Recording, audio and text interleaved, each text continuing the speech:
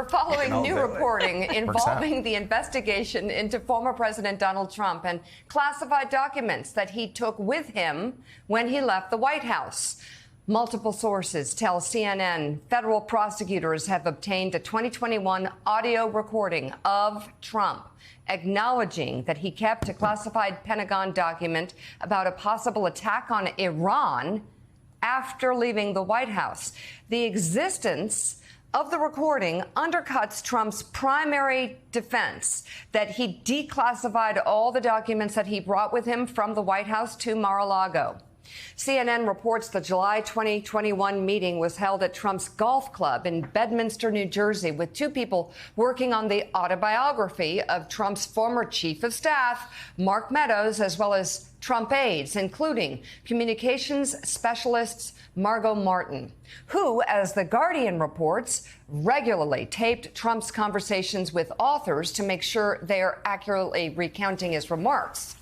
So, Willie, this is really interesting because this is all about people writing books about themselves and recordings of all that stuff that people want to put into history about their time in the White House.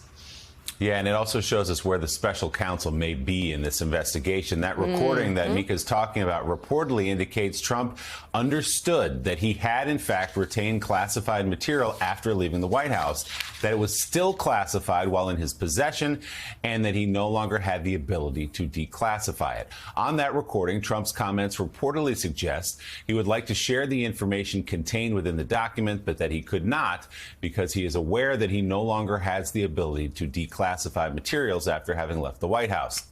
CNN did not listen to the recording, but did cite multiple unidentified sources describing what was on the tape. The recording has not yet been confirmed by NBC News, and Trump has denied any wrongdoing. Joining us now is political investigations reporter for The Guardian, Hugo Lowell, who has matched CNN's reporting. So walk us through, if you would, Hugo, what you know about this tape, having not, I don't think, listened to it, but having heard all the accounts from people who have. What did the former president say, and what does it tell us about what he knew about the documents in his possession? Our reporting suggests that he actually went a little bit further, and on the tape he made a suggestion that he should have declassified this military document relating to Iran when he was in the White House and he still had presidential power to declassify, but he had not done so.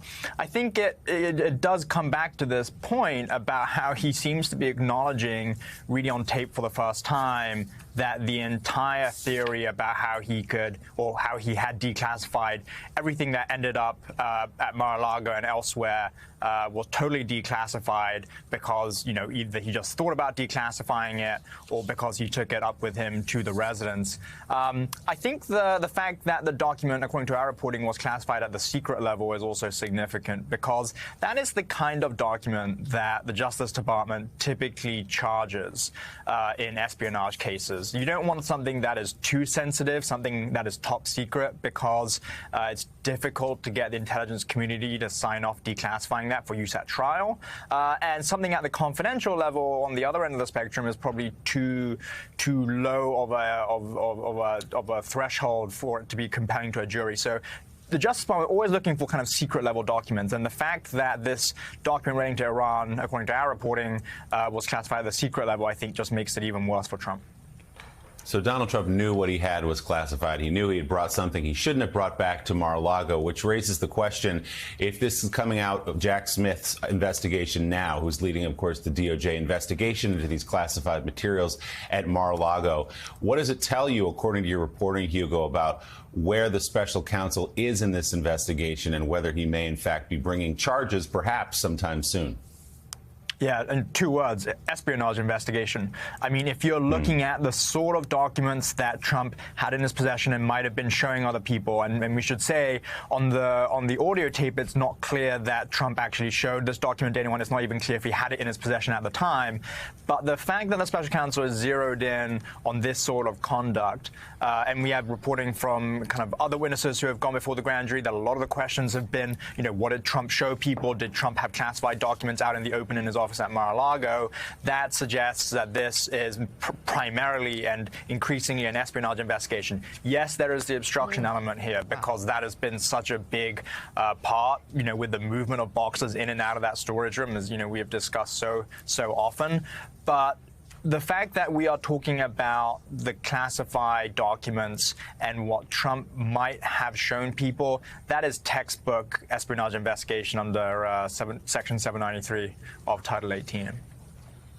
Well, and Katty Kay, again, this also shows that when Donald Trump's been talking about this, he's been lying time and time and time again. Now, of course, as we saw in the CNN town hall meeting, Republicans actually cheer whenever he brags about being a liar. But special counsels aren't quite so excited about that. And when I say Republicans, I mean those Republicans in that CNN town hall audience cheered at him saying he lied about the debt ceiling and he was being a hypocrite, and they thought it was the funniest thing in the world. Jack Smith doesn't think it's so funny. So when Donald Trump goes on Sean Hannity on September 21st, 2022 and says, I can declassify things by even thinking about it. A sucker's born every day, and Republicans start repeating those talking points. He lies and he says at the CNN town hall meeting, I can do whatever I wanted to do with it. I declassify it if I want to. If I take it, it's declassified. We find out with this audio recording, just like the audio recording in Georgia, that Donald Trump is in legal hot water. Because even Trump knows in these recordings, and it goes straight to intent, doesn't it? That he can't declassify just by thinking about it. He didn't declassify just by thinking about it. And in fact, he knew he was in possession of a classified document that he improperly, illegally took from the White House.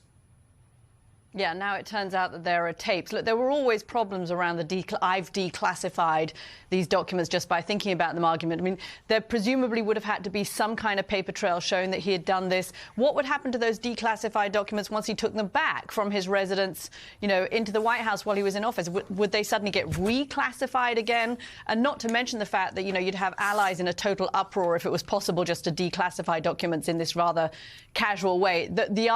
His argument never really held water. I mean, it's interesting. Hugo's reporting that now it's looking like there could be more than just obstruction if this is some kind of espionage case as well. I mean, I don't know what that means in terms of the president, or as you're suggesting, Joe, in terms of his supporters. I mean, I guess his supporters will buy his argument that he's the victim of the greatest witch hunt ever and that this was in his power to do this.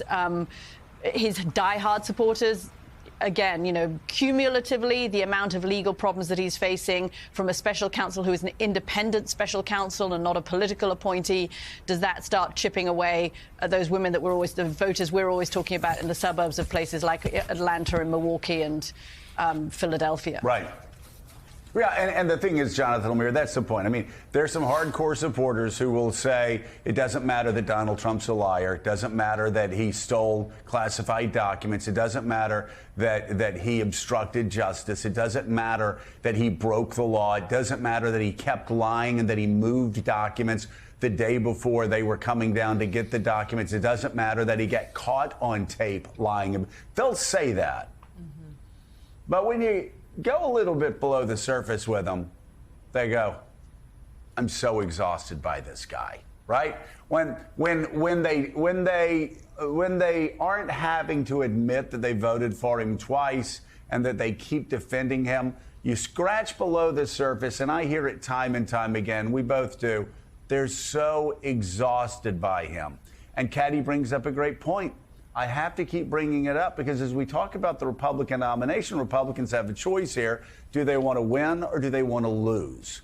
And if they want to lose, I can just let them know they need to keep backing Donald Trump because this news, and I think the indictment that's sure to come now from the Justice Department is really going to hurt Donald Trump. The suburbs of Atlanta, the suburbs of Philly, the suburbs of Detroit, the suburbs of Milwaukee, you name it, Maricopa County, where all of these swing voters are that decide elections. This is, again, Trump people say, This is fine. It's fine. They won't come out and say it, but they like that he's a liar. They like that he lies to the FBI. They like that he lies to the DOJ. They like that he lies to everybody because they think somehow, in some perverse, twisted logic, they think somehow that's like sticking it to the libs by being a liar constantly, living your life, your entire life being a lie in public service. That's what they think. The problem is, and we're going to get to the debt ceiling in a minute, I don't think that's where most of America is. I think most of America actually, I think there are a lot of voters who decide elections, Jonathan, who are going to hear this, and it's going to push them even further away from Donald Trump, making them even more exhausted by the constant lies, the constant legal problems, the constant violations of laws, and just basic standard governing ethics.